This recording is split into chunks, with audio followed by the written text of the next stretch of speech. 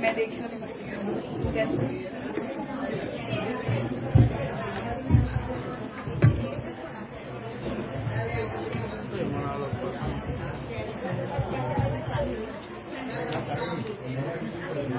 करिए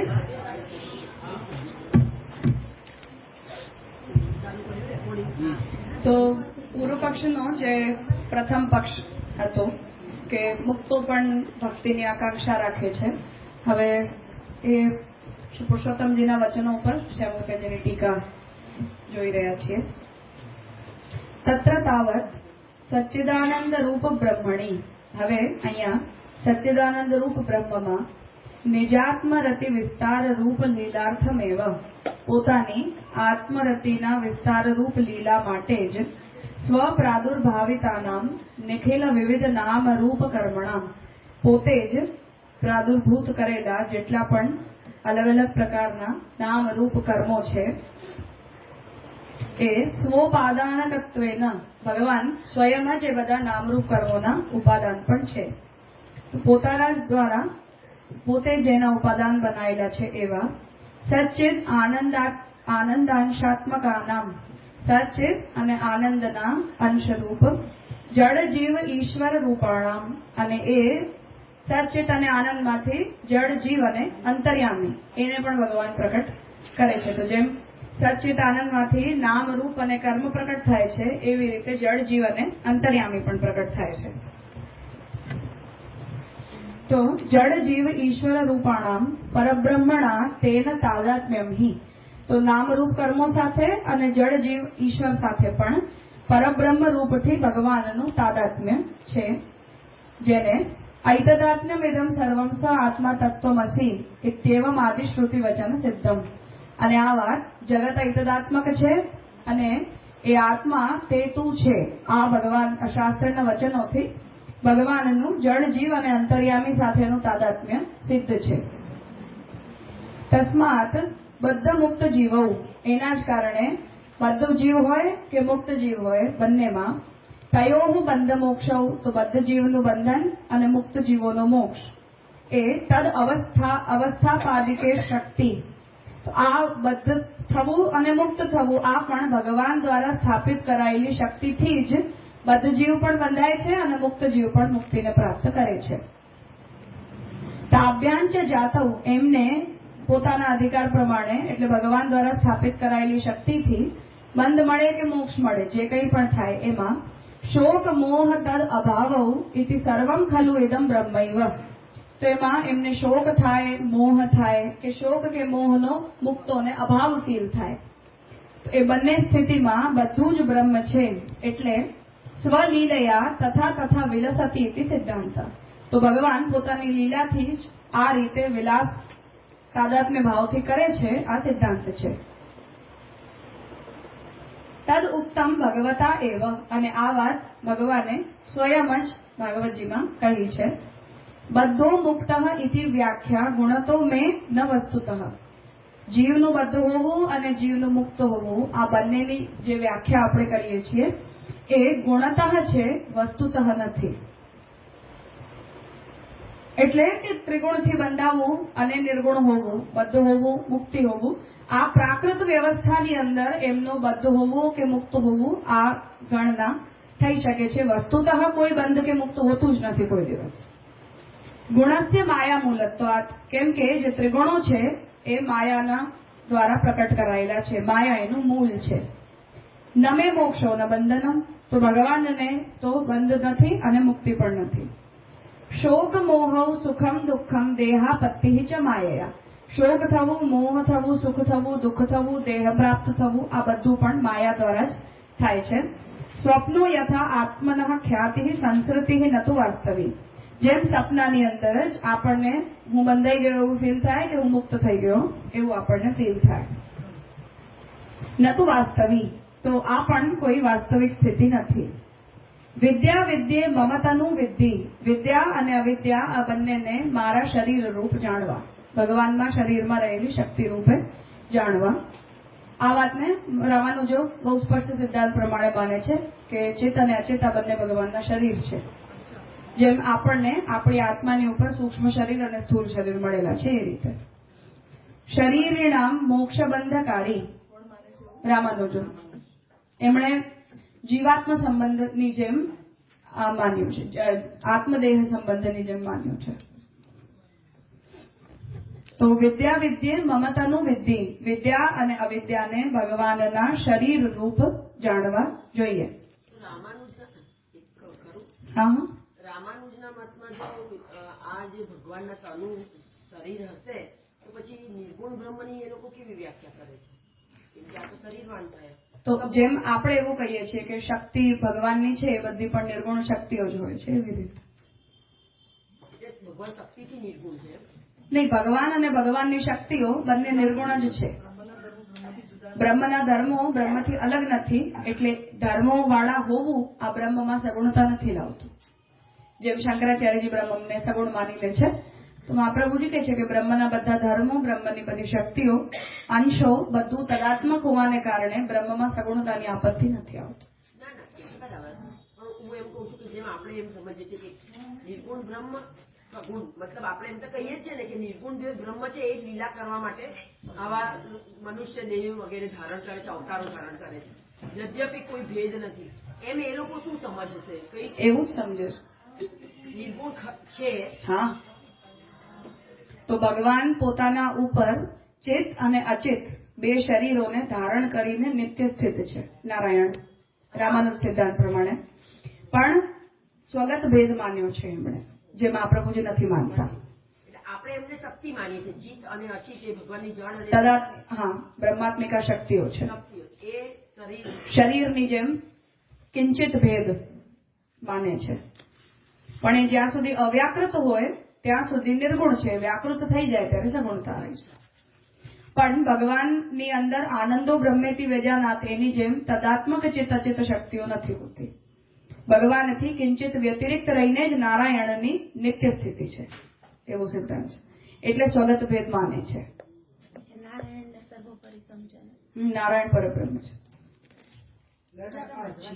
અને કોઈને એ પરબ્રહ્મની મહાપ્રભુજી તો શુદ્ધ દ્વૈત, કિંચિત દ્વૈત નહીં. મધ્વાચાર્યજીનું જ કહ્યું છે. હા, તો રામાનુજાચાર્યજી નિત્ય દ્વૈત નથી માનતા, કિંચિત દ્વૈત માને છે. વિશેષણ વિશેષયો યો અદ્વૈત તદ વિશિષ્ટ અદ્વૈત. અંતે પછી બધા નારાયણને પ્રાપ્ત કરે છે. તો પેલાને જે નારાયણને નથી પ્રાપ્ત કરતા, નારાયણના ચિત્ત અચિત શરીરમાં પોતપોતાનું સ્થાન પ્રાપ્ત કરે છે. રામાનુજનામાં એટલે જે પરબ્રહ્મ છે એની તો પ્રાપ્તિ થતી, મતલબ જે નિર્ગુણ છે આપણે તો શું સમજીએ છીએ નિર્ગુણ જ શરીરવાન થાય છે, એવી કોઈ પ્રાપ્તિ એમને નથી થતી. એટલે એટલો તો ફલમાં ભેદ એમનામાં હા છે જ ને, છે જ. વસ્તુ તો કોઈ બદ્ધ મુક્ત હોતું નથી, એ સ્ટેટમેન્ટ નથી સમજાયું. મતલબ કે રેફરન્સ ટુ બધું જ બ્રહ્માત્મક છે એ રેફરન્સ. હા, એટલે હું એવું માનું કે આ જે અવિદ્યા શક્તિથી મને બંધન ફીલ થાય છે, એ અવિદ્યા શક્તિ તો ભગવાનની જ શક્તિ છે, તો એમાં બંધાવાનું ફીલ કરવાની જરૂરત શું છે? જેમ મુક્તિ ભગવાનની શક્તિ છે એમ બંધકારી પણ ભગવાનની શક્તિ છે, તો એમાં બંધકારી શક્તિ ખરાબ છે અને મુક્તિ શક્તિ સારી છે, આવો દ્વૈત કરવાની જ ક્યાં જરૂર હોય?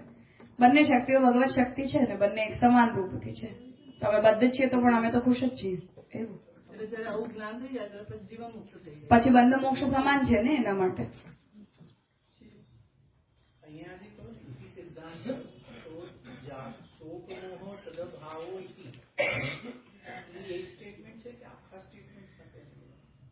જ્યાં જ્યાં પણ સ્ટેટમેન્ટનું કમ્પ્લીશન છે ત્યાં ત્યાં કોમા છે, ટોપિક બદલે છે ત્યાં ત્યાં. શોક મોહ થાય એનું કારણ કે અને તેનો અદંતર અભાવો પણ થાય, આ બંને પ્રભુની લીલા છે. પ્રભુની જ લીલા છે એવો સિદ્ધાંત છે. આપણે સ્થૂળ સૂક્ષ્મ દેહ રામાનું જે રીતે ચિત્ત અચિત. હા, અચિત તો સ્થૂળ દેહ અચિત શરીર છે અને સૂક્ષ્મ દેહ ચિત્ત શરીર છે અને આત્મા નારાયણ છે. આત્માની પ્રાપ્તિ કોને થાય પછી?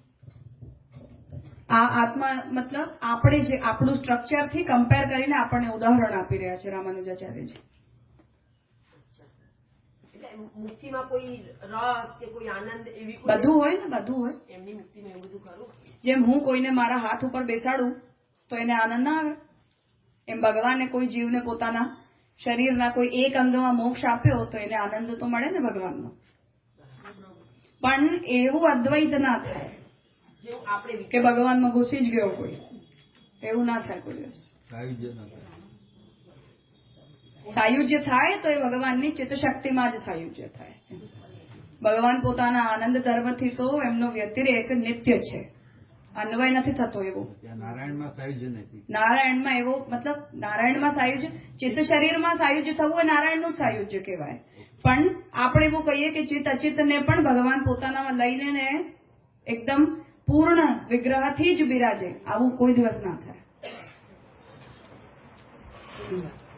એને જ સ્વગત ભેદ, એટલે મહાપ્રભુજી જયારે સ્વગત ભેદનો નિષેધ કરે છે ને તો રામાનુજાચાર્યજીને જવાબ આપે છે, પણ મહાપ્રભુજી નામ નથી લીધું, શિષ્ટ પરંપરાને કારણે નામ નથી લીધું, પણ જવાબ એમને જ અપાઈ રહ્યો છે. હવે એક ક્વેશ્ચન મને કાયમ એ થાય છે કે ચાલો માધવાચાર્ય દ્વૈત છે કે આ વિશિષ્ટા દ્વૈત છે, બરાબર કે નહીં? હવે વેદના મતથી તો થોડી ભિન્ન વાત તો થઈ ગઈ કે ના થઈ ગઈ ને, ઇન્ટરપ્રિટેશન ફરક થઈ ગયું. તો પછી શંકરાચાર્ય જોડે આટલો બધો મતભેદ થઈ ગયો તો થોડોક તો હોવું જોઈએ કે ના હોવું જોઈએ?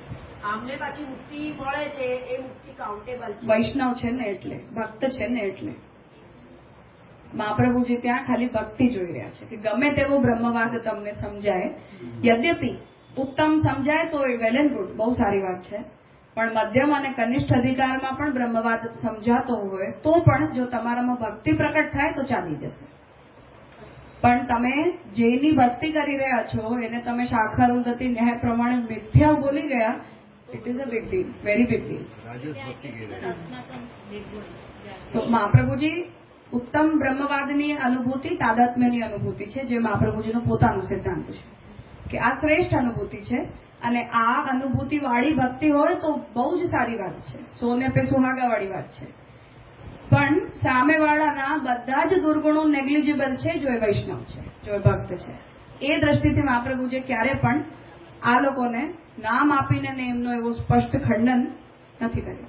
પણ એમને એમનો ઉત્તમ લાગતો હશે ને, આપણા કરતા એમને ઉત્તમ. તો એ લોકો તો આપણને વેદાંત દેશિકે તો આ તાદાત્મ્ય બુદ્ધિને તો ખરાબ જ બોલી છે, બહુ સારી રીતે ખરાબ બોલી છે. એ તો બધાને પોતપોતાના મતનું અભિમાન તો હોય જ ને, હોવું જ જોઈએ. સાયુજ્ય છોડીને 4 પ્રકારની મુક્તિ થઈ શકે ને? સાયુજ્ય પણ થાય જ છે. સાયુજ્યને એ લોકો અમાન્ય નથી કરતા, પણ બ્રહ્મની જેવી હોમોજીનિયસ સ્ટેટ આપણે એક્સેપ્ટ કરીએ છીએ ને એવી નથી કરતા. રાજસ ભક્તિ હા, અને માધવની તામસ. પણ શ્યામકાકાજીએ એ વાત ત્યાં સુબોધનીના વિષયમાં સ્પષ્ટ કરી છે કે એ 3 શબ્દો પણ મહાપ્રભુજીએ જેમ વ્રજભક્તોને નિર્ગુણની બ્રેકેટમાં સાત્વિક રાજસ તામસ કહી રહ્યા છે, એવી જ રીતે મહાપ્રભુજીએ પણ કહ્યું છે. એ પ્રાકૃત તામસ નથી, ભક્તિમાં નિર્ગુણમાં તામસ છે, નિર્ગુણમાં જ રાજસ છે, નિર્ગુણમાં જ સાત્વિક છે, અને નિર્ગુણમાં નિર્ગુણ છે. ભગવાન એવા ગોપીજનો સાથે અલગ અલગ ગમે છે, ફલ તો છે જ ને, આ માર્ગ દ્વારા કઈ પ્રભુનો અલગ સ્પષ્ટ સવાલ જ નથી. મહાપ્રભુજી રામાનુજાચાર્યજીને વૃદ્ધ વૈષ્ણવ કહીને એડ્રેસ કર્યું છે ભાષ્યમાં, કે મારા કરતા મોટા વૈષ્ણવ છે, એલ્ડર છે મારા. એમનો જે આ નારાયણ અને જે શુદ્ધ એ બે વચ્ચેનો ભેદ પામે ને જોવાનું નહીં, એક સાથ હશે. શુદ્ધ બ્રહ્મ જેવું કઈ હોતું જ નથી. ના ના, પણ જેમ કે જળ ચેતન શરીર ધારણ કરીને આત્મા, એમ જયારે સૃષ્ટિના ટાઈમે જે થાય છે, સૃષ્ટિના ટાઈમે નહીં, બ્રહ્મ પરમાનન્ટ એવા જ હોય છે. નારાયણ પરમાનન્ટ, એનું કોઈ નિર્ગુણ અવસ્થા જ નથી. એમ આ અવસ્થા નારાયણની સગુણ છે જ નહીં, નિર્ગુણ જ સ્ટેટ છે. એના નામ ઉપર તો રામાનુજાચાર્યજી શંકરાચાર્યજીને ભરી ભરીને ખરાબ બોલ્યા છે. એમનું પરબ્રહ્મનું સ્વરૂપ જ આવું છે. હા, પરબ્રહ્મ આ જ નારાયણ જ પરબ્રહ્મ છે, અને અતિત શરીરવાન નારાયણ પરબ્રહ્મ છે. નિરાકારને શું? હા, નિરાકારતા ભગવાન કરે ને પ્રકટે, તો ભગવાનની અનંતવિધ શક્તિઓ છે, એમાં હું અદ્રશ્ય થઈને અત્યારે થઈ જાઉં તો એમ ભગવાન પણ થઈ જાય. ના ના, એ આમને જે કીધું ને એ મને બરાબર ફાવી નહીં પૂછતા કે આ તો જે છે એ સૃષ્ટિ કાર્ય વખતેની જે નહીં, વ્યાકૃત અને અવ્યાકૃતમાં આપણો કેવો આવિર્ભાવ તિરોભાવનો સિદ્ધાંત છે. એ જ સિદ્ધાંત આવિર્ભાવ તિરોભાવનું રામાનુજાચાર્યજી પણ માને છે. પણ જ્યારે તિરોભાવ થાય ત્યારે આવું શરીરવાન હા, તો તિરોધાન અભાવ નથી ને. તિરોધાન થવું એ એબ્સન્સ નથી. તિરોધાન થવું અપ્રકટ થવું છે. પણ એ વખતે બ્રહ્મનું સ્વરૂપ કેવું છે? નારાયણ ચિત અચિત શરીરવાન. એ પરમેનન્ટ એવું છે. હા, કેમ કે ભગવાનનું શરીર તો પ્રાકૃત શરીર થોડી કહેવાય. તેનું જયારે એને વ્યાકૃત ભગવાન કરવા માંગે ત્યારે એને પોતાનામાંથી એ રીતે ભગવાન પ્રગટ કરી દે. અવ્યાકૃત હોય ત્યાં સુધી ભગવાનમાં મદદ તદાત્મક થઈને રહે. પણ ભગવાન શુદ્ધ આનંદરૂપ થઈને સત અને ચિત્તને પણ આનંદની અંદર ઇન્કોર્પોરેટ કરી નાખે એવી સ્ટેટ નથી આવતી, કોઈ દિવસ નથી આવી શકતી. કેમ કે એ સત અને ચિત્તથી ભગવાનને આટલો વ્યતિરેક તો રાખવો જ જોઈએ એવું રામાનુજાચાર્યજીનો આગ્રહ છે. કેમ કે એનાથી તો જે આપત્તિ બ્રહ્મસૂત્રમાં રિસેન્ટલી આપણે ભાષ્યમાં ડિસ્કસ કરી હતી કે એ બધાના ગુણો ભગવાનમાં જાય એની આપત્તિ પ્રસ્તુત થઈ જાય. હા, એ રામાનુજાચાર્યજી એક્સેપ્ટ કરે છે કે એવું જડત્વનો જે પણ ધર્મ હોય કે પરિચ્છિન્ન ચૈતન્યનો ધર્મ હોય એનાથી તો નારાયણને અસ્પૃષ્ટ જ રહેવું જોઈએ. પણ એ બંને શરીર ભગવાનના અભિમાન મૂલક છે, નિર્ગુણ અભિમાન મૂલક. કે આ મારું શરીર છે એવી અહંતા મમતા ભગવાનને બંને શરીર માટે છે. એના કારણે બંને શરીર સત્ય છે, એ બંને શરીર નિર્ગુણ પણ છે. કેમ કે ભગવાનને એમાં પોતાના હોવાની મમતા છે એના કારણે. એટલે એને મિથ્યા ના બોલી શકાય એવું એમણે રિસ્પોન્ડ કર્યું છે. ને એવું જ મધ્વાચાર્યજીએ પણ રિસ્પોન્ડ કર્યું છે કે હું દ્વૈત જરૂર માનું છું, પણ ભગવાનને જો સૃષ્ટિ કરતા હોવાનું અભિમાન છે અને આ સૃષ્ટિ મેં પેદા કરી છે, મેં બનાવી છે, કે આ હું આનો રક્ષક છું, આવો જો ભગવાનને અભિમાન છે તો ભગવાનને એનો અભિમાન હોવાને કારણે સૃષ્ટિ સત્ય છે. કેમ કે ભગવાનના અભિમાનના વિષયને પણ મિથ્યા ના કહી શકાય. તો ભગવાનના અભિમાનના દાયરામાં કેમ કે સૃષ્ટિ નામનું એક તત્વ પ્રેઝન્ટ છે, જીવ નામનું એક તત્વ પ્રેઝન્ટ છે, એટલે એ સત્ય છે. કેમ કે ભગવાનના અભિમાન મૂલક સબ્જેક્ટ પણ કોઈને મિથ્યા બોલી ના શકાય. એટલે દ્વૈત હોવા છતાં પણ સૃષ્ટિ સત્ય છે. આવું મધ્વાચાર્યજીનો સ્ટેન્ડ છે.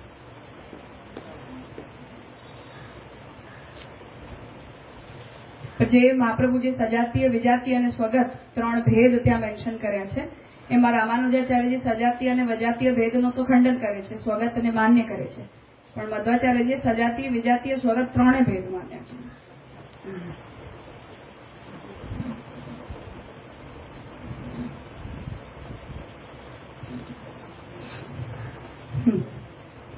તો ભગવાન અહીંયા જે આજ્ઞા કરી રહ્યા છે એમાં બંધ અને મુક્તિની જેટલી પણ વ્યવસ્થા છે એ બંને વાસ્તવિક વ્યવસ્થા નથી, પરંતુ કેવલ દ્રષ્ટિગત વ્યવસ્થા છે. મતલબ જેને આપણે લીલાર્થ દ્વૈત કહી રહ્યા છીએ અને સ્વાભાવિક અદ્વૈત કહી રહ્યા છીએ તાદાત્મ્ય સંબંધમાં.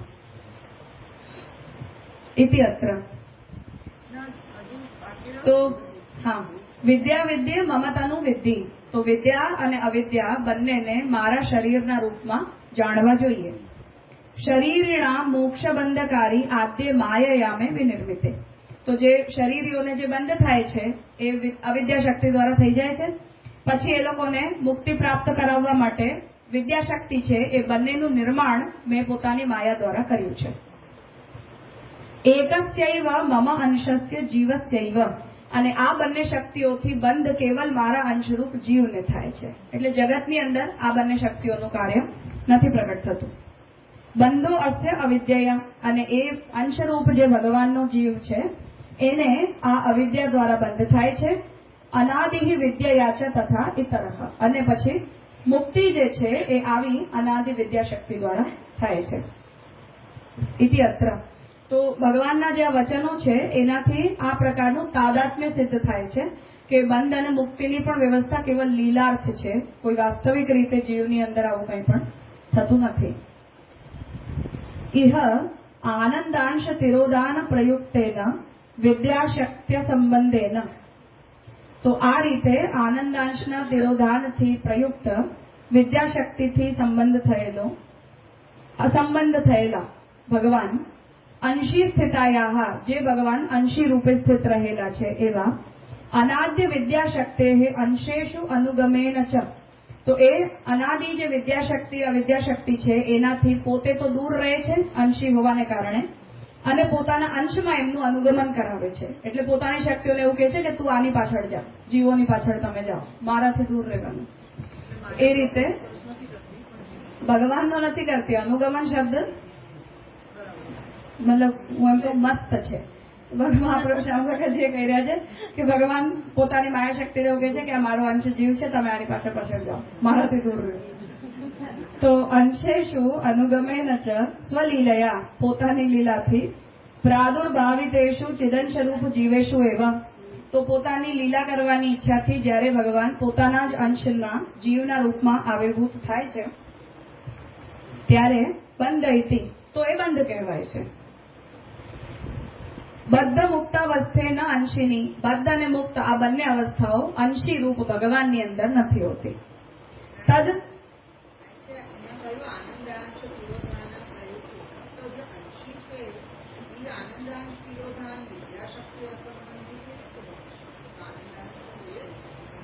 નહીં, આનંદાંશના તિરોધાનથી પ્રયુક્ત બનીને ભગવાન તો અંશાત્મક બને છે, જીવ બને છે.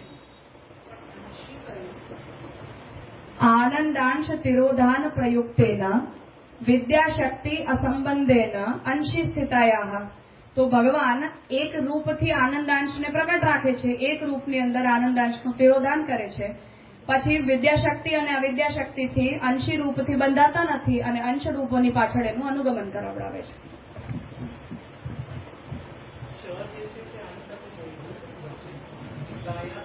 હા, સ્વલીલયા.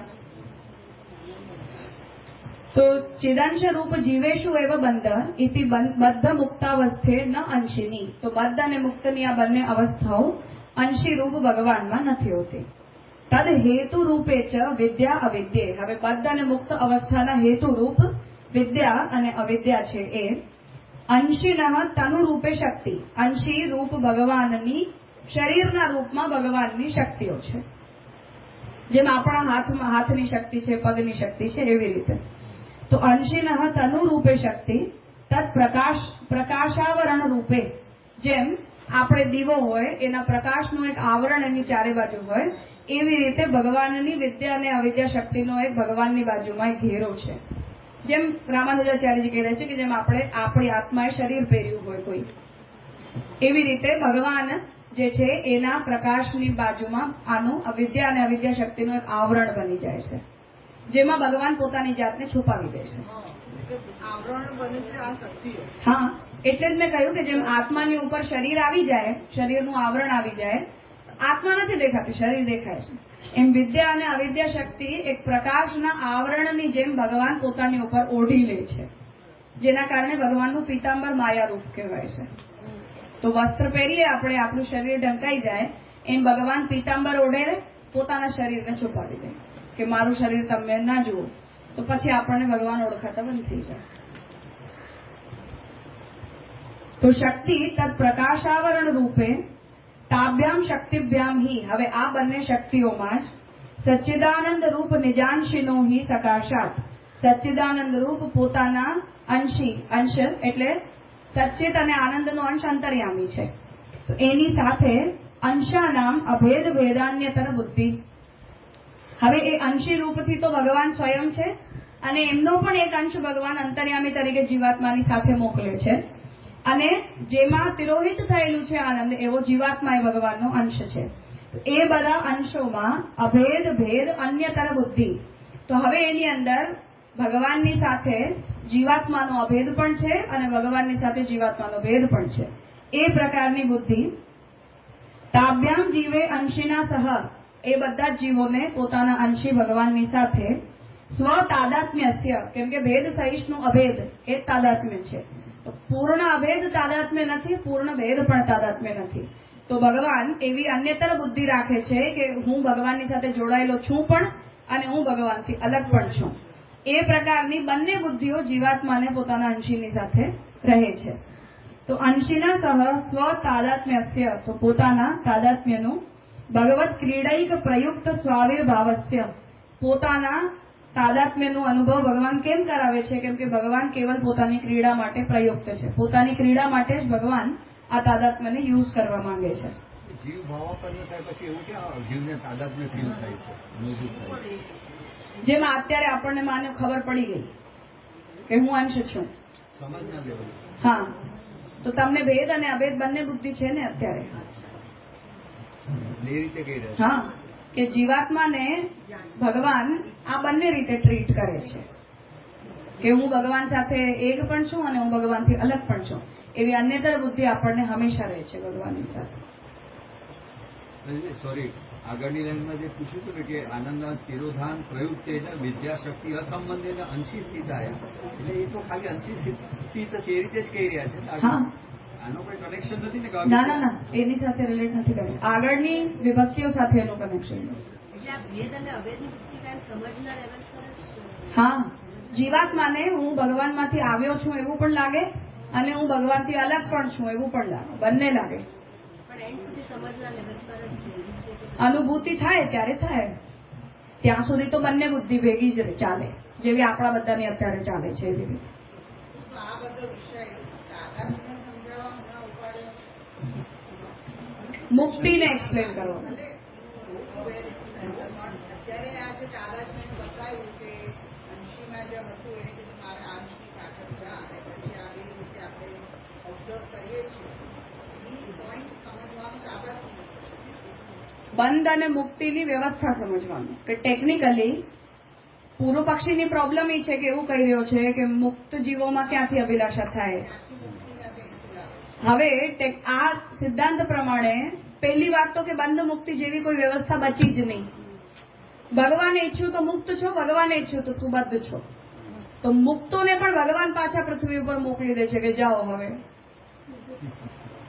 ફરીને બાયોબ્રેકની જેમ થોડા ટાઈમમાં પાછા આવજો. તો જયારે જય વિજયને શ્રાપ અપાવ્યો તે હવે આ સિદ્ધાંતનું શું થયું અભિલાષા વાળું? તે અભિલાષા તો છોડો, તમે રાક્ષસ બનીને પેદા થયા મુક્ત જીવો. તે મુક્ત જીવો પૃથ્વી ઉપર ભગવાનના દ્વેષી બનીને પેદા થયા. હવે આ શ્રુતિ ક્યાં જાય કે જે ઈચ્છાઓનું ભગવાને પોતાનામાં પ્રલય કરાવી દીધું હતું ત્યારે તમે એને મુક્ત કહી રહ્યા છો. હવે મુક્ત જીવાત્માઓ રાવણ બનીને રામચંદ્રજીની સામે તલવાર લઈને ઉભો છે. મુક્ત જીવ ભગવાન જોઈ રહ્યા છે કે અમારો વૈકુંઠનો પાર્ષદ છે, બીજા જોઈ રહ્યા છે, વિભીષણ જોઈ રહ્યા છે, કુંભકર્ણ એને સમજાવી રહ્યો છે. મુક્ત જીવાત્મા ભગવાનની સામે યુદ્ધ લડવા તત્પર છે. હવે જે અભિલાષાની પાછળ તમે આટલો ઝઘડો કરો છો એ બંધ મુક્તની વ્યવસ્થા ક્યાં ગઈ? ભગવાને ઈચ્છું તો બંધ છે, ભગવાને ઈચ્છું તો મુક્ત છે. એ કહેવા માંગે છે કે સિદ્ધાંતતઃ પહેલી વાત તો એ છે કે બંધ અને મોક્ષ જેવું કઈ હોતું જ નથી. આવી ગઈ? હા,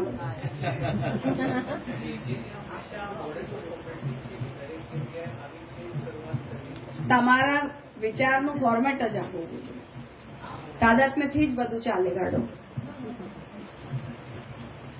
એ યમનાષ્ટકથી લઈને સેવાફલ સુધી બધું જ, હર પંક્તિ હર શબ્દ એના વગર ના ચાલે. એ વાતને કહી રહ્યા છે કે અભિલાષાઓની વાત તો પાછળની, બંધ અને મુક્તની વ્યવસ્થા જ પહેલી વાત તો તત્વતઃ હોતી નથી. તો અંશ છે ભગવાનને જ્યારે જેને જેમ રમાડવું હોય એમ રમાડી લે. મુક્તને પાછો મોકલી દીધો. બદ્ધ હતા એને વૈકુંઠ દેખાડી આવ્યા. આવું બધું જ ભગવાન કરી શકે છે. તો એમાં અભિલાષા પાછળ આટલું બધું ઓફેન્ડ થવા જેવું નથી. બધું એ છે. પાછું ધ્યાનમાં રાખવું. હા, પૂરું પક્ષ હજી આપણે સિદ્ધાંતમાં આવ્યા નથી.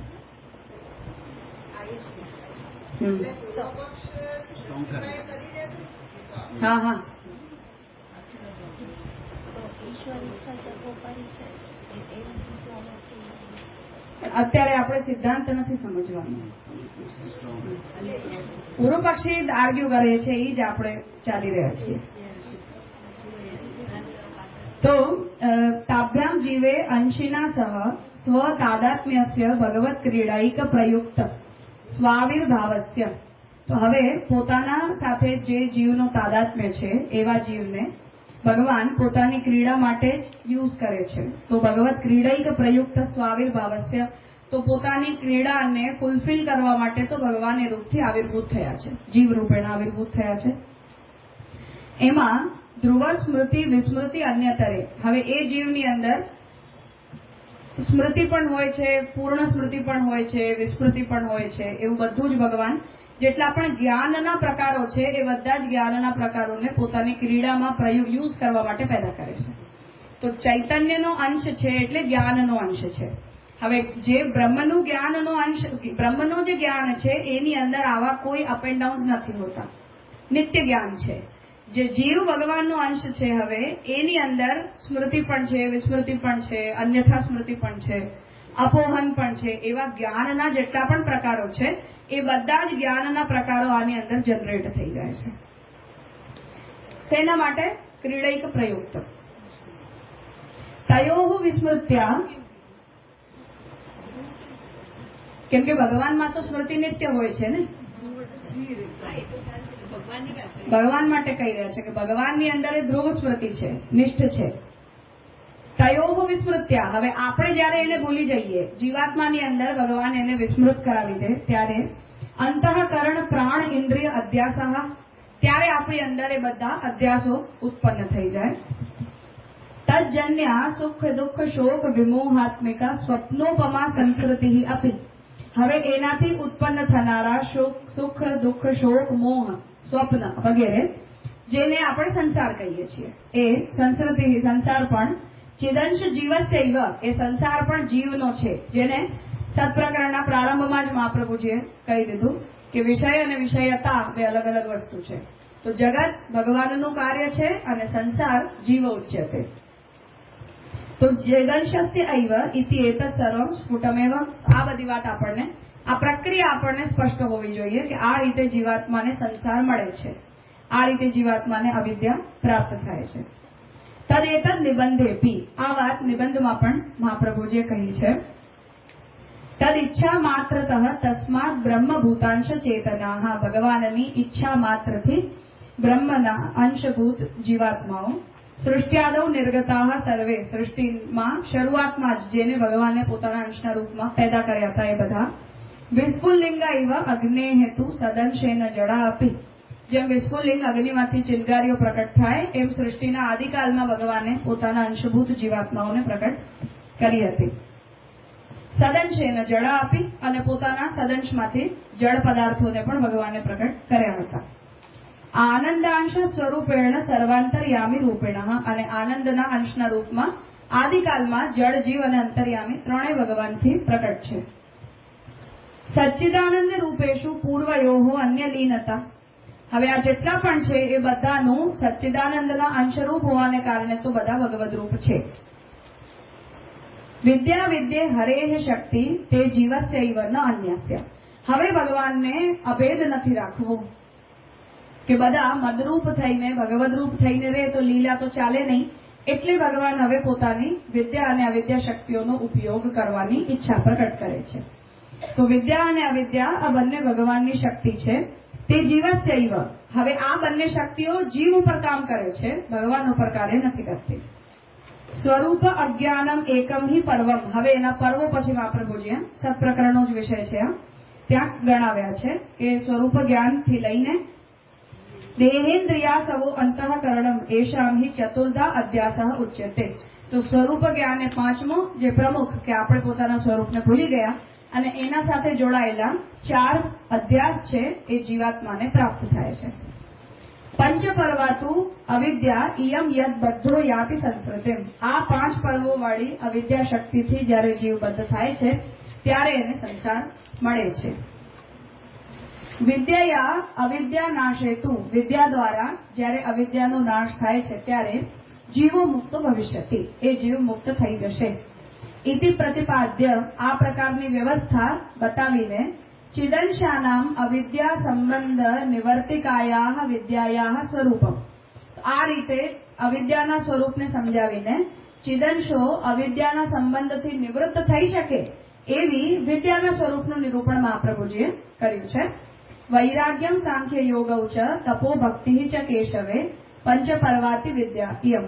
આ હવે વિદ્યાના 5 પર્વો ભગવાને બનાવ્યા કે જેનાથી અવિદ્યાના સંબંધને જીવ નિવૃત્ત કરી શકે, એને દૂર કરી શકે. ઇત્યેતેન, આ રીતે આચાર્ય ચરણૈ પ્રતિપાદિતમ, આ રીતે મહાપ્રભુજીએ વિદ્યા અને અવિદ્યા શક્તિના કાર્યોને સમજાવ્યા છે. અત્ર સાંખ્યેન દેહાધ્યાસો, વૈરાગ્યેન ઇન્દ્રિયાધ્યાસો, 5 પર્વથી કેવી રીતે અવિદ્યાના 5 પર્વો નિવૃત્ત થાય છે એની પ્રક્રિયા છે. સાંખ્યના જ્ઞાનથી દેહાધ્યાસની નિવૃત્તિ થાય, વૈરાગ્યથી ઇન્દ્રિયાધ્યાસ દૂર થાય, તપસા પ્રાણાધ્યાસો, તપસ્યા કરવાથી પ્રાણનો અધ્યાસ દૂર થાય, યોગેન અંતઃકરણાધ્યાસો, યોગથી અંતઃકરણના અધ્યાસની નિવૃત્તિ થાય, ભક્ત્યા ચ સ્વાત્મ જ્ઞાન, ને ભક્તિ દ્વારા જે આત્મબુદ્ધિ આપણને નથી થઈ રહી એનું જ્ઞાન થાય. તો સ્વાત્મ અજ્ઞાન સ્વ ઇષ્ટતમ પરમાત્મા સ્નેહ, તો એના દ્વારા આપણને એ ખબર પડે, આપણને પોતાની આત્માના સ્વરૂપનું જ્ઞાન થાય અને મારી આત્માને ઈષ્ટ તો પરમાત્મા જ છે એ પ્રકારનો ભગવાન પ્રતિ સ્નેહ પ્રગટ થાય કે મારી આત્મા તો આ પરમાત્માની અંશ છે, એ આત્માને અંશતઃ પરમાત્માથી પ્રેમ છે, એ પ્રકારનું એક સ્વાભાવિક જ્ઞાન ભક્તિથી પ્રગટ થાય. ઇત્યેવમ સર્વેપી અધ્યાસાહ, આ રીતે આ બધા જ અધ્યાસો, તદ આનુષંગિક દોષાહ ચ, અને એ અધ્યાસ સાથે બધા જોડાયેલા દોષો પણ વિદ્યા સંયોગાનુકૂલાનુગ્રહણેન નિવર્ત્યન્તે, તો જે વિદ્યા છે એના સંયોગને અનુકૂળતયા જ્યારે આપણે સ્વીકારી લઈએ ત્યારે અવિદ્યાના 5 પર્વો નિવૃત્ત થઈ જાય છે. તદા સંસ્કૃતિ નિવૃત્તિ અપી, તો પછી અવિદ્યા ગઈ તો સંસાર પણ ગયો, તો સંસ્કૃતિની પણ નિવૃત્તિ થાય છે. ઇતિ કિન્નુ અવશિષ્ટમ મુક્તાત્માનામ કૃતે યત પુનઃ તેષુ ભક્ત્યભિલાષા સંભવેત. હવે આવો જીવ કે જેને વિદ્યાના 5 પર્વો દ્વારા અવિદ્યાના 5 પર્વોને દૂર કર્યા છે, જેનો સંસાર પણ એના પરિણામ સ્વરૂપે ખતમ થઈ ચૂક્યો છે, એવા જીવને હવે કેમ અચાનકથી એ મુક્તાત્માને ભક્તિની અભિલાષા સંભવિત હોઈ શકે? તો એનું બેકગ્રાઉન્ડ સ્પષ્ટ કરી રહ્યા છે કે આ આટલી બધી પ્રોસિજર પછી તો એ જીવાત્મા મુક્ત થયો છે. હવે એ મુક્ત જીવ માટે તમે એવું કહો છો કે નહીં નહીં, હજી એને એક ભક્તિની અભિલાષા થઈ ગઈ. આવું કેવું હોઈ શકે? કિંચ સર્વસ્ય ચ અહમ હૃદિ સન્નિવિષ્ટો મત્તઃ સ્મૃતિ જ્ઞાનમ. હવે ગીતાજીમાં ભગવાન એવી આજ્ઞા કરી રહ્યા છે કે બધાના હૃદયની અંદર સન્નિવિષ્ટ થઈને મારાથી જ બધાને સ્મૃતિ, જ્ઞાન, અજ્ઞાન, અપોહન વગેરે બધું જ થાય છે. તેષામ સતત યુક્તાનામ ભજતામ પ્રીતિપૂર્વકમ. હવે આ જીવો જ્યારે મારામાં સતત મારી સાથે જોડાઈને પ્રેમપૂર્વક મારું ભજન કરે છે ત્યારે દદામિ બુદ્ધિયોગમ તમ, ત્યારે હું એમને બુદ્ધિયોગ આપું છું. યેન મામ ઉપયાન્તિ તે, જેના દ્વારા એ લોકો મને પ્રાપ્ત કરે. તેષામ એવાનુકંપાર્થમ અહમ અજ્ઞાનજમ તમો નાશયામી આત્મભાવસ્થો જ્ઞાનદીપેન ભાસ્વતા. અને ભગવાન એવું કહી રહ્યા છે કે એવા જ જેમના ઉપર મારી અનુકંપા થયેલી છે એવા જીવોને હું જ અજ્ઞાનથી પેદા થયેલા તમનો હું નાશ કરું છું અને એમને આત્મભાવ પ્રદાન કરીને જ્ઞાનદીપ દ્વારા એમના આત્મભાવને હું પ્રકાશિત કરાવડાવું છું.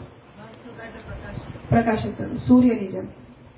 ઇતિ વદતા, આ જે ભગવાનના વચનો છે આનાથી સ્વાનુકંપયા એટલે ભગવાનની પોતાની જ કૃપા દ્વારા અજ્ઞાન નિવર્તન પૂર્વક જ્ઞાન સંપાદનોત્તરમ, તો ભગવાનની જ કૃપાથી એના અજ્ઞાનનું નિવર્તન થાય છે અને એને જ્ઞાનનું સંપાદન થાય છે.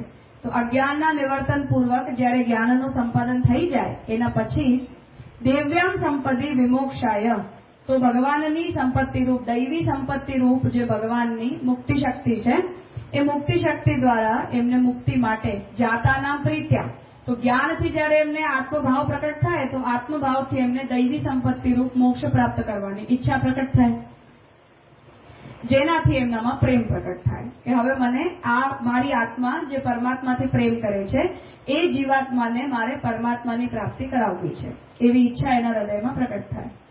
તો વિમોક્ષાય જાતાનામ પ્રીત્યા સ્વમ ભજતામ, એવી આકાંક્ષાથી જે જીવો ભગવાનનું ભજન કરે છે મુક્તિની આકાંક્ષાથી, તો મુક્તિની આકાંક્ષાથી જે જીવો ભગવાનનું ભજન કરે છે એવા સ્વપ્રાપક બુદ્ધિ યોગ પ્રદાનોક્ત્યા ચ, અને આવી બુદ્ધિ ભગવાને જ એમને આપી છે કે તમે મને પ્રાપ્ત કરો.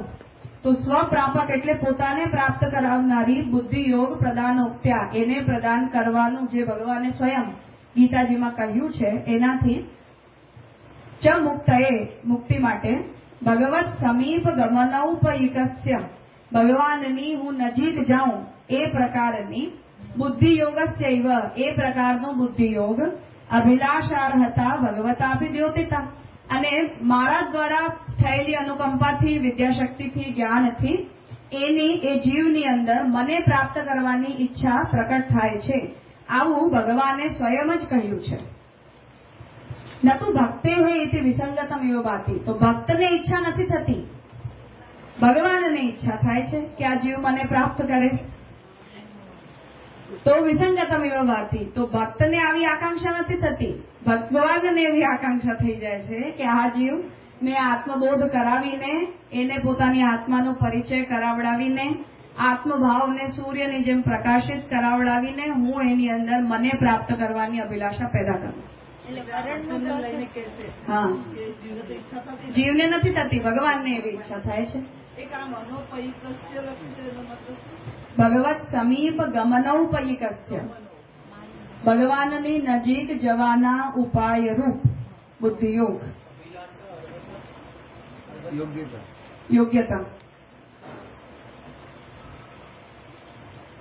નતુ ભક્તે હે, આવા મુક્ત જીવને જે અભિલાષા થાય છે એ ભગવાનની ઈચ્છા છે, નતું ભગવાનને એવું થાય છે કે મને મળે, મને પ્રાપ્ત કરે. તો મુક્તને અભિલાષા થાય એવું કેમ કહ્યું? ભગવાનને અભિલાષા થાય છે કે મને મળે એવું કેવું જોઈએ? જુઓ હજી, નતુ ભક્તે હે ઇતિ વિસંગતમ એવો ભાતી, એના કારણે પુરુષોત્તમજી દ્વારા કરાયેલું જે મંગલાચરણ છે વિસંગત પ્રતીત થાય છે. મુક્તૈ અભિલાષિતા ભક્તિ ઇતિ, કેમ કે મુક્તોને ભક્તિની અભિલાષા છે આવું કહેવું યોગ્ય નથી. તદ ઉપપાદયંતી યદા ઇત્યાદિના સર્વ કામક્ષયે, આને સમજાવવા માટે પુરુષોત્તમજીએ જે પૂર્વ પક્ષ યદા સર્વે પ્રલિયંતે ત્યાંથી લઈને મુક્તત્વસ્યૈવ અસંભવાત ત્યાં સુધી જે કહ્યું એના માટે કહી રહ્યા છે કે સર્વ કામક્ષયે મોક્ષ સત્યાંતુ, બધા જ કામનાઓનો જ્યારે ક્ષય થઈ જાય ત્યારે તો મુક્તિ થાય છે. સત્યાંતુ કામનાયામ ન મોક્ષ, તો કામનાની અંદર મુક્તિ નથી હોતી, કામનાનો ક્ષય થાય ત્યારે મુક્તિ હોય છે. ઇતિ કાઠક શ્રુતે અભિપ્રાય નિરૂપણેન, આવો અભિપ્રાય પુરુષોત્તમજી શ્રુતિનો પક્ષ લઈને પૂર્વ પક્ષમાં પ્રસ્તુત કરવા માંગી રહ્યા છે કે આ ભગવાનની અભિલાષા છે એવું આપણે કહેવું જોઈએ. મુક્ત જીવોને ભગવાનની અભિલાષા થાય, ભક્તિની અભિલાષા થાય છે એવું ના કહેવું જોઈએ. આ પ્રથમ પૂર્વ પક્ષ છે. સત્યાંતુ કામના એમના મોક્ષ, પૂર્વ પક્ષ પ્રસ્તુત કર્યો ને કે આ વાત પુરુષોત્તમજી પૂર્વ પક્ષમાં કહેવા માંગી રહ્યા છે કે ભક્તને અભિલાષા છે, મુક્ત જીવને અભિલાષા છે એવું ના કહેવું જોઈએ, ભગવાનને અભિલાષા છે એવું કહેવું જોઈએ. માટે આવું સમજાવ્યું.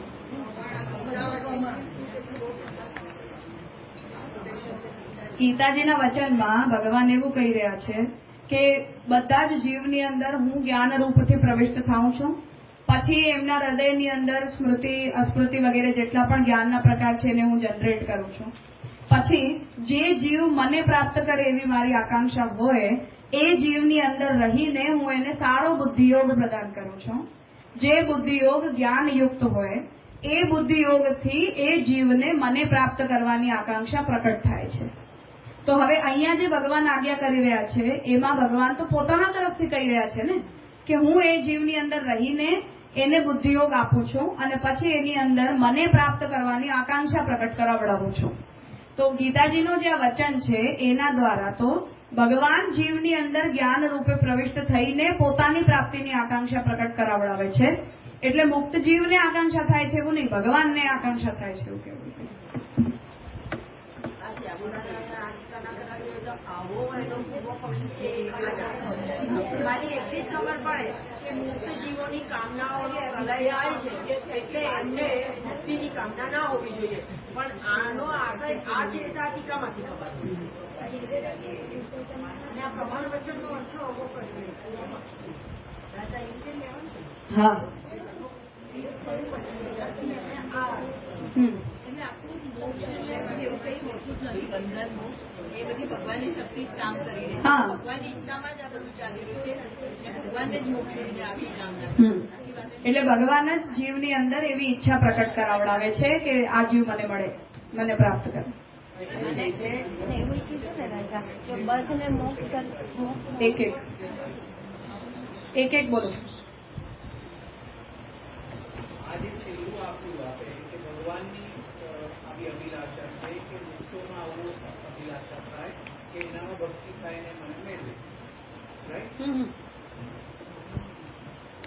ઈચ્છા ભગવાનની છે એ વાત પર આપણે હાઈલાઈટ. મુક્ત માત્રમાં નહીં, પ્રત્યેક જીવમાં. પણ એનાથી જે સેકન્ડ તારીખમાં પહેલું હતું મુક્તો કામ ક્ષયા, એ અહીંયા આગળ એટલું જ શું કરવાનું કે હા. આનું તો છેલ્લે સમાપન હમ. ત્યાં કરી નાખે. એ બંને મિશન નથી લાગ્યું. તો હવે એનો મતલબ એવો થયો કે તમે મુક્તોને આકાંક્ષા છે આ શબ્દ પ્રયોગ ખોટો છે એવું સાબિત થયું ને.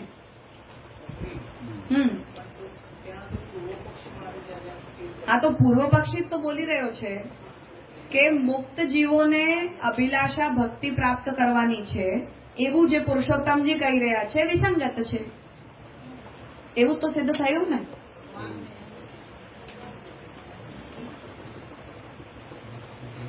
વિષય વાક્યનું ખંડન થઈ રહ્યું છે. વિષય વાક્યમાં અભિલાષા છે. હા, એનું જ ખંડન એનું જ ખંડન થઈ રહ્યું છે કે મુક્તોને અભિલાષા છે એવું ક્યાં પ્રૂવ થયું આની અંદર. ભગવાનને જ એવી અભિલાષા થાય છે કે આ જીવ મને પ્રાપ્ત કરે. એટલે લખ્યું ને તદ ઉપપાદયંતી.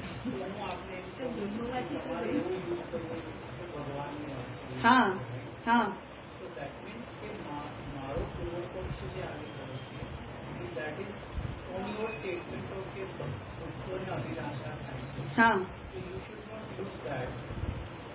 મારે કેવું છે હા એવું જ કહી રહ્યા છે. તો જે જે સૂત્ર વાપર્યું ત્યાં આગળ સેકન્ડમાં તો ત્યાં આગળ એવું કેમ વાપરે તો એ જ પૂછે છે કે મુક્તો કામ ક્ષયા.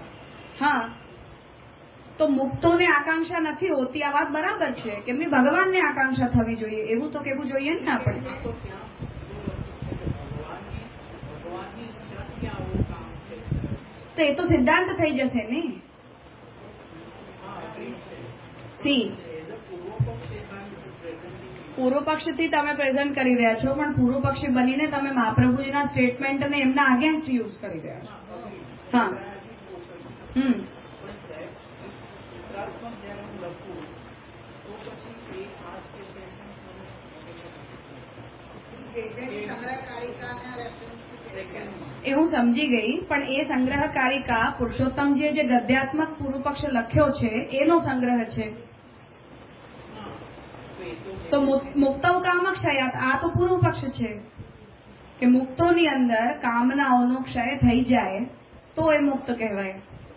એટલે પુરુષોત્તમજીએ જ ઉત્તર પક્ષી કે સિદ્ધાંતિ બનીને મુક્તોને ભક્તિ પ્રાપ્ત કરવાની આકાંક્ષા છે આવું ના કહેવું જોઈએ. નાઉ હી ઇઝ એક્સપ્લેનિંગ ઇટ કે પહેલી વાત તો કે ભગવાન જ એવું કહી રહ્યા છે કે બંધ અને મુક્તિની વ્યવસ્થા એક્ઝિસ્ટ નથી કરતી તાદાત્મ્ય સંબંધના કારણે. એની જ અનુવૃત્તિ મહાપ્રભુજી પણ કરી રહ્યા છે કે આ બંને શક્તિઓ તો ભગવાનની પોતાની શક્તિઓ છે જેનો ઉપયોગ જેને ભગવાન મુક્તિ પ્રદાન કરવા માંગે એને વિદ્યા આપી દે છે, જેને બંધમાં રાખવા માંગે એને ભગવાન વિદ્યા આપી દે છે. આ મહાપ્રભુજીના વચન થઈ ગયા, ભાગવતજીનું ભગવાનનું વચન થઈ ગયું, પછી ગીતાજીનું વચન આવ્યું ત્રીજા પ્રમાણમાં કે ગીતાજીમાં ભગવાન એવું કહી રહ્યા છે કે હું જ બધાના હૃદયની અંદર સ્થિર થઈને એમની એવી એવી બુદ્ધિ બનાવું છું. તો એનો તાત્પર્ય થયો કે બંધ અને મુક્ત કરવાની ઈચ્છા કે ભક્તિ આપવાની ઈચ્છા કે મુક્તિ આપવાની ઈચ્છા આ બધું ભગવાનનું છે, જીવને એનાથી કોઈ લેવદેવ છે નહીં તમારા જ સિદ્ધાંત પ્રમાણે. હા, આઈ એમ પૂર્વ પક્ષી, યુ આર ઉત્તર પક્ષી. તો તમારા જ સિદ્ધાંત પ્રમાણે બંધ અને મુક્તિની વ્યવસ્થા પહેલી વાત એક્ઝિસ્ટ નથી કરતી. સેકન્ડલી બંધ અને મુક્તિની વ્યવસ્થા ભગવાનની લીલા ઈચ્છાના કારણે થાય છે, એમાં જીવનો કોઈ રોલ મેટર નથી કરતો. તો હવે તમારે શું કહેવું જોઈએ સિદ્ધાંતિ તરીકે? કે ભગવાન જ એવી ઈચ્છા કરે છે કે આને ભક્તિ મળે, આને મુક્તિ મળે, મુક્તને ભક્તિની અભિલાષા થાય છે, આવું તમારે ના બોલવું જોઈએ. પૂર્વ પક્ષ એસ્ટાબ્લિશ એવું કહે. અને એ પૂર્વ પક્ષનું એસ્ટાબ્લિશમેન્ટ તમારા સિદ્ધાંતથી થયું છે. મેં મારો સિદ્ધાંત લાવ્યો નથી. હું રામાનુજાચાર્યજી બનીને નથી આર્ગ્યુ કરી રહી. હું તમારા સ્ટેટમેન્ટ યુઝ કરી રહી છું, જ્યાં તમે જ આ વાતને એક્સેપ્ટ કરો છો કે ભગવાન જ અવિદ્યા શક્તિ બનીને જ તમારી અંદર બંધ અને મુક્તિની આકાંક્ષાઓને પ્રકટ કરે છે અને તત્સંબંધી ક્રિયાઓના પણ જનક ભગવાન એ શક્તિના રૂપમાં બને છે. તો હવે જો ભગવાન જ બની રહ્યા છે તો તમારે સિદ્ધાંત તરીકે એવું કહેવું જોઈએ કે ભગવાન જ બધાની અંદર ભક્તિ પ્રાપ્ત કરવાની અભિલાષાને જનરેટ કરે છે, મુક્તોને ભક્તિ પ્રાપ્ત કરવાની અભિલાષા જનરેટ થાય છે, આવું કહીને તમે દ્વૈત પ્રમોટ કરી રહ્યા છો. મેઇન સ્ટેટમેન્ટ જ નલિફાઈ થયું છે ને રાજા, કારણ કે મુક્તો આ તો નલિફાઈ કરવું તો પૂર્વ પક્ષનું પ્રયોજન છે. એટલે મુક્તોને કામના નથી હોતી એ જ ત્યાં આગળ ઊભું જ નહીં રહે, કારણ કે મુક્તો જીવને જ કંઈ કરવા કરવાનું જ નથી, જે છે ભગવાન જ કરે. હા, તો મુક્તોની કામનાનો ક્ષય છે, સાચી જ વાત છે. કેમ કે કામના તો ભગવાનને થાય છે, મુક્તને થાય જ ક્યાંય. આપણા સિદ્ધાંતથી રાજા અહીંયા જે આ ઇતિ વધતા સ્વ અનુકંપા એ આખું ગીતાજીનું વચન સમજાવી રહ્યા છે. પછી અહીંયા થોડું કન્ફ્યુઝન છે કે બુદ્ધિ યોગસ્યૈવ અભિલાષા અર્હતા ભગવતા આપી દ્યોતિતા તે ભગવાનને કારણે છે, પણ નતું ભક્તિ હતી એ વિસંગતિ છે. તો પછી પાછું અહીંયા મુક્તે આપી અભિલાષા ભક્તિથી ઉપપાદનથી કેવી રીતે કીધું, અનુપપાદનથી કેવું જોઈએ ને, કારણ કે પૂર્વ પક્ષ કહી રહ્યો છે ને કે તમે જે મુક્તને અભિલાષા થાય એ તો અનુપપાદન થશે ને. ઉપપાદન કઈ રીતે? એ ઉપપાદન પુરુષોત્તમજીએ પૂર્વ પક્ષને એક્સપ્લેન કરતા કર્યું છે, એના માટે કહી રહ્યા છે. યદાથી વચન કોનું છે? પુરુષોત્તમજીનું પૂર્વ પક્ષનું પ્રારંભ યદા સર્વે પ્રલિયંતે ત્યાંથી લઈને મુક્તત્વ સ્વૈવ સંભવા ત્યાં સુધી થાય છે. તો શ્યામકાકાજી તો પુરુષોત્તમજીના વચન ઉપર ટીકા લખી રહ્યા છે ને, એટલે શ્યામકાકાજીએ કહી રહ્યા છે કે પુરુષોત્તમજીએ આ પૂર્વ પક્ષ યદાથી શરૂ કરીને અહીંયા સુધી લખ્યો છે. એ રીતે પુરુષોત્તમજીએ આનું આ ઉપપાદન આ શબ્દોમાં કર્યું છે એવું કહેવામાં.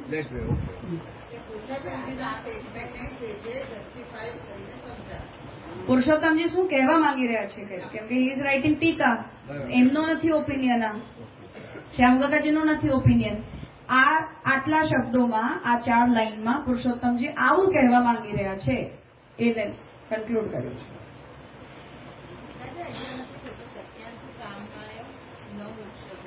હા, એ તો પૂર્વ પક્ષીનો એક તો સ્ટેન્ડ છે કે તમારામાં મુક્તિની કામના પ્રકટ થઈ જાય, ભક્તિની કામના પ્રકટ થઈ જાય તો તમે મુક્ત જ ના કહેવાઓ.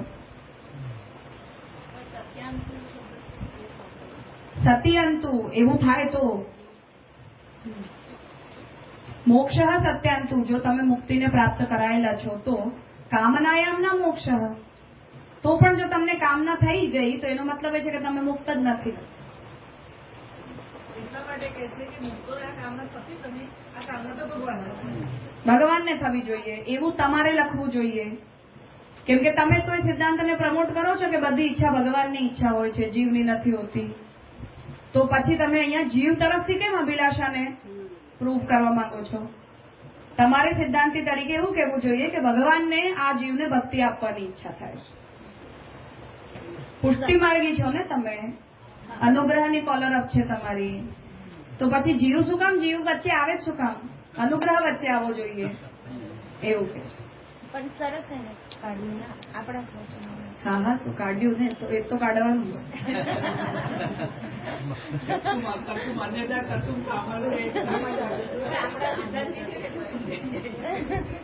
એ જ વાત કહેવા માંગી રહ્યા છે કે તમારા સિદ્ધાંત પ્રમાણે તમે બરાબર નથી બોલતા. તમે મુક્તઈ અપી અભિલષિતામ એવું બોલો છો તો તમે તમારો સિદ્ધાંત ખોટો બોલો છો. તમારા જ ભાગવત સિદ્ધાંત પ્રમાણે, તમારા જ આચાર્યના ઇન્ટરપ્રિટેશન પ્રમાણે, ગીતા વચન પ્રમાણે ભગવાનની જ ઈચ્છા હોય છે, જીવની નથી હોતી. એટલે તમારે સિદ્ધાંતી બનીને એવું બોલવું જોઈએ કે ભગવાનને કોઈ જીવને મુક્તિ આપવાની ઈચ્છા થાય, ભગવાનને કોઈ જીવને ભક્તિ આપવાની ઈચ્છા થાય, જીવને ઈચ્છા થાય એવું બોલીને તો તમે પોતાના સિદ્ધાંતના અગેન્સ્ટ જાઓ છો. ત્યારે અનુગ્રહ પુષ્ટિ માર્ગે નિયામક વચન ક્યાં જાય પછી? એવું બેસ્ટ વસ્તુ એવી છે કે આની સાથે સાથે ઉત્તર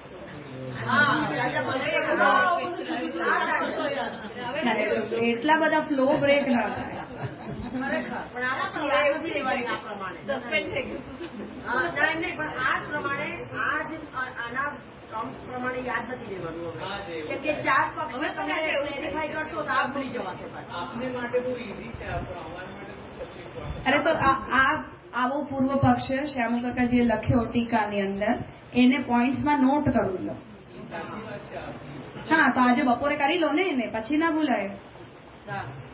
આ સાવચેતી વધારે કરશો બસ પણ કદર નથી કે બરાબર મને એટલું જોઈએ કે આવા સેશનમાં આખો પૂર્વ પક્ષ સમજાઈ જવો જોઈએ. પછી છૂટી જાય પૂર્વ પક્ષ તો લોચો પડશે. હા તો વાંધો નહીં, તો છેલ્લા દિવસે રાત બેસાડશું. Not a problem. નહીં પૂરો કરે જ શું છે એની હાવ. પ્રિન્સિપાલ નવું કે એવું નહીં હોય, એવું બધું બરોબર પક્ષ છૂટી ના જવો જોઈએ. પહેલો પોઈન્ટ બરાબર ના પૂર્વ પક્ષ 5 પોઈન્ટ આ વખતે થઈ જાય.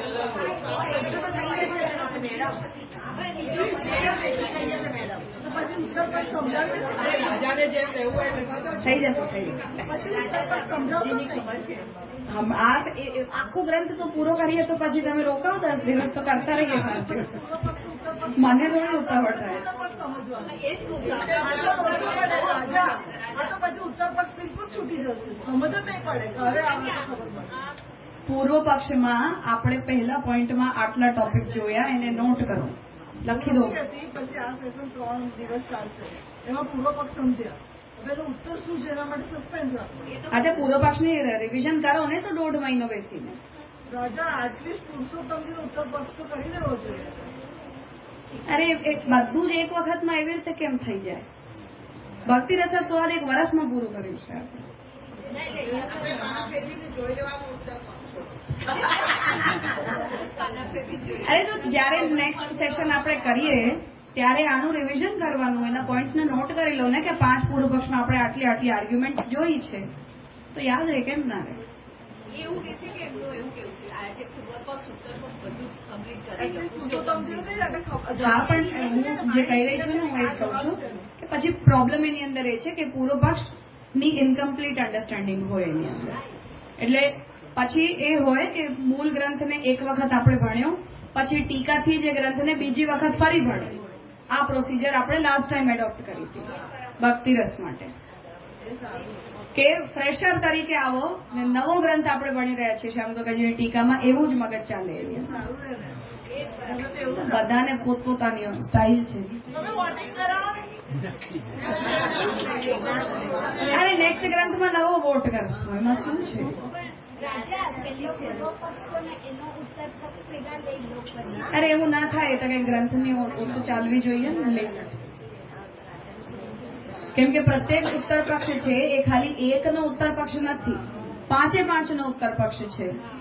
કેમ કે દરેક ઉત્તર પક્ષની અંદર બીજા બધા પોઈન્ટ્સના પણ તો ટોપિક ઇન્કોર્પોરેટેડ જ હોય ને. એવું થોડી હોય કે ખાલી મુક્તાઈ આપે અભિલાષિતામાં એકનો જ જવાબ આપશું અમે. એટલું point to point points cover કરેલા અલગ હશે પણ ડિસ્ક્રિપ્શનની અંદર એટલી યુનિફોર્મિટી ના હોય. તો પ્રથમ જે પક્ષ છે મુક્તેરપી અભિલષિતમ, આને સ્પષ્ટ કર્યું કે ટેકનિકલી આપણે સિદ્ધાંતી તરીકે અહીંયા ભગવાનની આકાંક્ષા બોલવી જોઈએ કે ભગવાનને જ આવી અભિલાષા થાય છે બીકોઝ વી આર પુષ્ટિમાર્ગી, એટલે આપણે એવું જ બોલવું જોઈએ.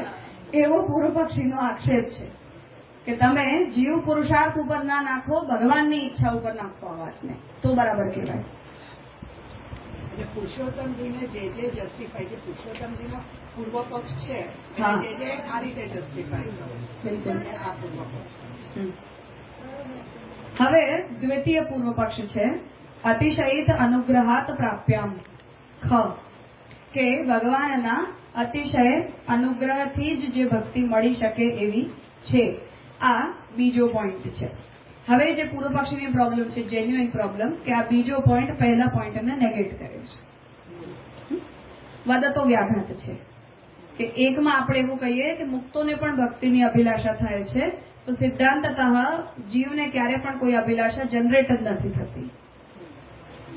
અને હવે તમે એવું બોલો છો કે ભગવાનના અતિશય અનુગ્રહથી ભક્તિ મળે છે, તો મુક્ત ઈચ્છા કરીને પણ શું કરી લેવાનું છે? સમજાય પૂર્વ પક્ષીની પ્રોબ્લેમ? કે તમે સિદ્ધાંતતા એવું કહો છો કે ભગવાનનો અતિશય અનુગ્રહ હોય તો ભગવાનની ભક્તિ મળે, તો પછી મુક્તને ઈચ્છા થઈ કે ના થઈ એનાથી શું ફરક પડે? ભગવાનની કૃપા હશે તો એને મળશે, નહીં ઈચ્છા હોય તો ઈચ્છા કરશે તો નહીં મળે. તો મુક્તની અભિલાષા આ વાતને મેન્શન કરવાની કોઈ જરૂર જ નથી. આ વાત આપણા જ સેકન્ડ પોઈન્ટથી આપણી જ પહેલી વાત ખોટી પડે છે એવું. તો અતિશયિત અનુગ્રહાત પ્રાપ્યમ, ભગવાનના અતિશય અનુગ્રહથી જ જે ભક્તિને પ્રાપ્ત કરી શકાય છે, આવો પુરુષોત્તમજીનો દ્વિતીય ગુણ છે જે ભક્તિની સાથે એસોસિએટ કરી રહ્યા છે. હવે એની ઉપર પૂર્વ પક્ષ આવી રહ્યું છે. કિંચ મૂલમાં, ટીકામાં નહીં. કિંચ અનુગ્રહો નામ પ્રસાદો વા દયા વા. આપણી પાસે હવે બે વિકલ્પ છે કે અનુગ્રહ શબ્દથી તમારો શું મતલબ છે? પ્રસાદને તમે અનુગ્રહ કહો છો કે તમે દયાને અનુગ્રહ કહો છો? તત્ર હવે આદ્ય એટલે સૌથી પહેલું પ્રસાદ. અનુગ્રહ શબ્દનો મતલબ જો આપણે પ્રસાદ આવો સ્વીકારીએ તો તમ અક્રતુમ પશ્યતિ વીત શોકો ધાતુ પ્રસાદાત મહિમાનમ ઈશમ. હવે પ્રસાદ માટે, અનુગ્રહ માટે પ્રસાદ શબ્દ યુઝ થયો હોય એવો એક શ્રુતિ વચન આપણે કોટ કરીએ અહીંયા. તો તમ અક્રતુમ પશ્યતિ વીત શોકો. અક્રતુમ એટલે ભગવાન. એવા અક્રતુ જે ભગવાન છે એમને કોણ જોય છે? જેના બધા શોક નિવૃત્ત થઈ ચૂક્યા છે એવો. કઈ રીતે જોય છે? ધાતુ પ્રસાદાત, ભગવાન દ્વારા અપાયેલા પ્રસાદથી. મહિમાનમ ઈશમ, એ અક્રતુ કોણ છે? મહિમાન ઈશ એટલે ભગવાન. તો વચનનું તાત્પર્ય એ છે કે જે વ્યક્તિના બધા શોકો નિવૃત્ત થઈ ચૂક્યા છે એવો નિવૃત્ત શોક થયેલો જીવ ધાતુ પ્રસાદાત, ભગવાનના પ્રસાદથી અક્રતુ ભગવાનને જોય છે. તો અહીંયા પ્રસાદ શબ્દનો ઉપયોગ કૃપાવાચી છે. તો ધાતુ પ્રસાદાત એટલે ભગવાનની કૃપાથી જીવ ભગવાનને જોય છે, આવો એનો સરળ અર્થ છે. ઇતિ. અને હવે બીજો વચન આપી રહ્યા છે, મોક્ષમ ઈચ્છેત જનાર્દનાથ. જીવ જનાર્દન ભગવાનથી મોક્ષની ઈચ્છા રાખે છે. એટલે કે મોક્ષ તમને ફલના રૂપમાં મળશે, જેને આપણે બાલબોધની અંદર પરાર્થ મુક્તિમાં જોઈ ચૂક્યા છીએ. ભક્તિ તમે કરો, દેવતા તમને મોક્ષ આપી દેશે. ફ્રૂટ છે, ફલ છે. ભગવાનની ઈચ્છાને પ્રસાદ નહીં. વિચાર છે કે પ્રસાદને આપણે અનુગ્રહાર્થક લઈએ, કે અનુગ્રહ શબ્દનો મતલબ તમે પ્રસાદ લ્યો, એટલે કે મારા કરવાથી કંઈ નથી મળ્યું, ભગવાને મને આપ્યું છે. પ્રસાદના સેન્સ માટે આ સ્મૃતિ વચન આપ્યું. હા, પ્રસાદને સમજાવવા માટે. ઇતિ શ્રુતિ સ્મૃતિભ્યામ, આ બે વચન છે. એક શ્રુતિનું વચન છે, બીજું સ્મૃતિનું વચન છે. એ બંનેથી દર્શન મુક્ત્યો એવ, દર્શન અને મુક્તિ બંને માટે ભગવાનને જોઈ કોણ શકવાનું છે? મુક્ત જીવ. મુક્તોપસૃપ્ય પૂર્ણાત્મા. મહાપ્રભુજી જ એ શબ્દનો યુઝ કરી રહ્યા છે. મુક્તોપસૃપ્ય પૂર્ણાત્મા મુક્તાનામ રતિવર્ધન. પુરુષોત્તમ શાસ્ત્રનામ ક્યાં ગયા? તો મુક્તોપસૃપ્ય પૂર્ણાત્મા, ભગવાન મુક્તો દ્વારા ઉપસૃપ્ય છે, એટલે મુક્તો ભગવાન સુધી પહોંચી શકે છે. તો દર્શન મુક્ત્યો એવ પ્રસાદ લભ્યત્વ કથનેન. તો ભગવાનને જોઈ પણ એ શકે જેના ઉપર ભગવાન પ્રસાદ, જેને ભગવાન પ્રસાદ આપે, અને મુક્તિ પણ એને જ મળી શકે જેને ભગવાન પ્રસાદ તરીકે મુક્તિ પ્રદાન કરે. તો દર્શન મુક્ત્યો એવ પ્રસાદ લભ્યત્વ કથનેન, આ બંને વચનોમાં ભગવત પ્રસાદથી જ આપણને ભગવાનનું દર્શન અને મુક્તિ પ્રાપ્ત થાય એવું કહેલું હોવાથી પ્રસાદાતિશયસ્ય તત્રૈવ પર્યવસાનાત. તો એનો મતલબ છે કે અતિશયિત અનુગ્રહાત પ્રાપ્યામ, આમાં જો તમે અનુગ્રહ શબ્દને પ્રસાદાર્થક લઈને આ બે વચનોથી ઇન્ટરપ્રેટ કરી રહ્યા છો તો એનો તાત્પર્ય એ છે કે મુક્તિમાં એનું પર્યવસાન થશે. એટલે અતિશયિત અનુગ્રહનું ફલ શું છે? મુક્તિ, ભક્તિ નહીં. જો આપણે એને પ્રસાદાર્થક લઈને આ બંને વચનોને કન્સિડર કરી રહ્યા છીએ તો. હવે બીજો પક્ષ દયા અર્થ લઈ લો, પ્રસાદ અર્થ ન લો અને દયા અર્થ લઈ લો તો શું થશે એને કહી રહ્યા છે કે દયા પક્ષેપી, દયા પક્ષને પણ જો આપણે એક્સેપ્ટ કરીએ, અનુગ્રહને દયાના અર્થમાં આપણે જો વિચારીએ તો પણ તસ્યાહ નિરુપતિ દુઃખ પ્રહાણેચ્છા રૂપત્વાત, ભગવાનની દયા કોને કહેવાય કે ભગવાન જે છે એ નિરુપાધિક દુઃખ, આપણા જે દુઃખો છે જેટલા પણ, તો એ બધા જ દુઃખોને ભગવાન પોતાની નિરુપાધિક ઈચ્છાથી ખતમ કરે, ભગવાન પોતાની ઈચ્છાથી એ દુઃખોને દૂર કરે. તો ઘણા પ્રમાણમાં એવી સંસ્થા એક મિનિટ, નિરુપતિ દુઃખ પ્રહણેચ્છા રૂપત્વાત યાવત દુઃખ નિવૃત્તે તત્રૈવ સંભવેન તત્ર પર્યવસાન ઔચિત્યાત ચ. અને હવે એનો મતલબ એ થયો કે જો દયા પક્ષનો આપણે સ્વીકાર કરી રહ્યા છીએ તો ભગવાનને કોઈ પણ જીવને દયા કોના ઉપર આવે? દુઃખી જીવને જોઈએ. મને જો કોઈ કૂતરા ઉપર દયા આવે છે, હાલતા ચાલતા ઉપર નથી આવતી, અપંગ ઉપર આવે છે. જે દુઃખી હોય એના ઉપર તમારો દયા ધર્મ પ્રકટ થાય. તો ભગવાનનો પણ દયા ધર્મ દુઃખી જીવ ઉપર પ્રકટ થાય છે. તો એને કહી રહ્યા છે કે દયા પક્ષેપી તસ્યાહ નિરુપતિ દુઃખ પ્રહાણ ઈચ્છા રૂપત્વાત, એટલે અનુગ્રહ જે છે ભગવાનનો એ નિરુપતિ દુઃખની પ્રહાણ ઈચ્છા રૂપવાળો હોવાથી, એટલે કે જે જીવ છે એની ઔપાધિકતા દુઃખરૂપા છે, એ દુઃખને દૂર કરવાની ભગવાનની જે ઈચ્છા છે કે હું એને આ દુઃખની ઉપાધિથી નિવૃત્ત કરી દઉં, આવી ભગવાનની ઈચ્છા દયા કહેવાય છે. કે જીવ બિચારો સંસારમાં રહીને દુઃખી થઈ રહ્યો છે તો હું એના બધા દુઃખોને દૂર કરું. તો દુઃખ દૂર કરશે તો ભગવાન શું કરશે? સંસાર નિવૃત્ત કરે. સંસાર નિવૃત્તિથી દુઃખ નિવૃત્તિ થાય તો મુક્તિ જ મિનિંગ થયો ને એનો, એવું પૂર્વ પક્ષી આર્ગ્યુ કરે છે. તો નિરુપતિ અહીંયા દુઃખની નિવૃત્તિને મુક્તિ થઈ. હા, તો દુઃખ નિવૃત્તિ ઇક્વલ્સ ટુ મુક્તિ. દુઃખ સંસારથી છે તો સંસાર નિવૃત્તિ સુખ છે, દુઃખ નિવૃત્તિ છે. સુખ હોય કે ના હોય પણ દુઃખ નિવૃત્તિ છે. તો નિરુપતિ દુઃખ પ્રહાણ ઈચ્છા રૂપત્વાત યાવત દુઃખ નિવૃત્તે, જ્યાં સુધી જ્યારે તમારું દુઃખ નિવૃત્ત થાય ત્યારે ભગવાનને દયા કરી કહેવાય. તો ભગવાનની દયાનું ફલ શું? દુઃખ નિવૃત્તિ. તો યાવત દુઃખ નિવૃત્તે તત્રૈવ સંભવેન, ત્યાં જ ભગવાનની દયા ફલિત થાય. તત્ર પર્યવસાન ઔચિત્યાચ, અને એનો એટલે દયા શબ્દનો ઉપયોગ જો આપણે અનુગ્રહ અર્થમાં લઈ રહ્યા છીએ તો દુઃખ નિવૃત્તિમાં જ એનું પર્યવસાન થવું જોઈએ, તો જે ઉચિત અર્થ કહેવાય. એટલે કે તમે જે અતિશયિત અનુગ્રહાત પ્રાપ્યામ, આનો વિશેષણનો ઉપયોગ જે ભક્તિ માટે કરી રહ્યા છો એ ઠીક નથી. આ વિશેષણ મુક્તિ ઉપર બંધ બેસે છે. તો આ જે વિશેષણ છે અતિશયિત અનુગ્રહથી પ્રાપ્ત, આ વિશેષણ મુક્તિ ઉપર બંધ બેસતો છે, ભક્તિ ઉપર બંધ બેસતો નથી. અને જો અનુગ્રહનો અર્થ આપણે પ્રસાદ લ્યો તો પણ મુક્તિમાં બંધ બેસતો છે, અને દયા લ્યો તો પણ મુક્તિમાં જ આનો અર્થ સેટ થાય છે. ભક્તિમાં આ વિશેષણ વિસંગત છે. આ દ્વિતીય પૂર્વ પક્ષ છે. તો અનુગ્રહ શબ્દ જે છે એ શ્રુતિમાં તો મળી નથી રહ્યો.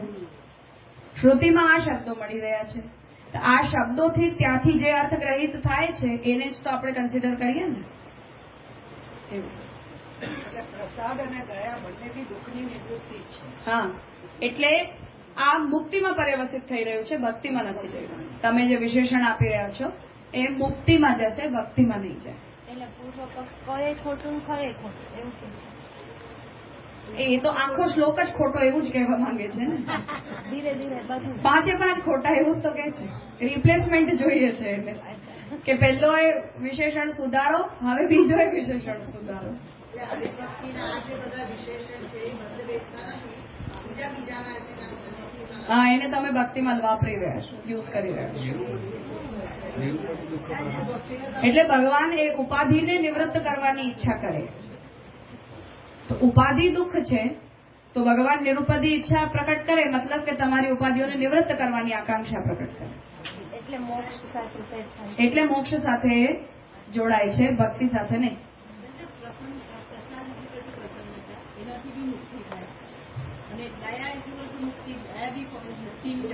હા, જે વચનોમાં આપણને જે શબ્દ મળી રહ્યા છે એ શબ્દોને અનુગ્રહાર્થક એક્સપ્લેન કરવા માંગે છે. તો એ તો એને પ્રૂવ કરવું છે તો એવા જ વચનો યુઝ કરે ને જે પોતાના મતને સપોર્ટ કરે. આપણા મતને સપોર્ટ કરે એવા વચન પૂર્વ પક્ષી શું કામ યુઝ કરે? હા, અનુગ્રહનો મતલબ શું? પ્રસાદ અનુગ્રહ નથી એવો તો કહી ના શકાય. દયા અનુગ્રહ નથી એવું તો કહી ના શકાય. આના માટે તો મહાપ્રભુજીને પછી અનુગ્રહના 3 પ્રકાર કરવા પડ્યા ને.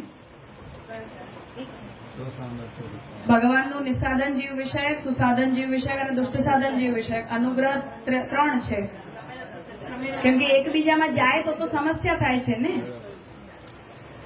દયા છે ભગવાનની, સંતોષ છે અને ક્ષમા છે. હવે ત્રણેયને એકાર્થક માની લો તો વ્યવસ્થા ખરાબ થાય છે ને. એટલે મહાપ્રભુજીને 3 કરવું પડ્યું કે નહીં, બધા એકબીજાના અર્થમાં નહીં, બધાના મતલબ અલગ અલગ છે. પાછા અસાધન સાધનમ કરો એમ બી કહી દીધું.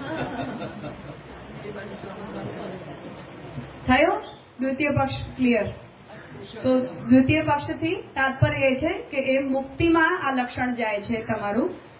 તમે જે વિશેષણનો ઉપયોગ કરવા માંગો છો એ ભક્તિમાં નથી જઈ રહી.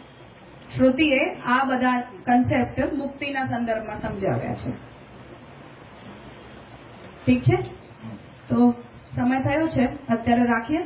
દ્વિતીય પક્ષ છે એનું શ્યામકાકાજીનું વિવેચન 4 વાગે સાંજના સેશનમાં શરૂ થશે.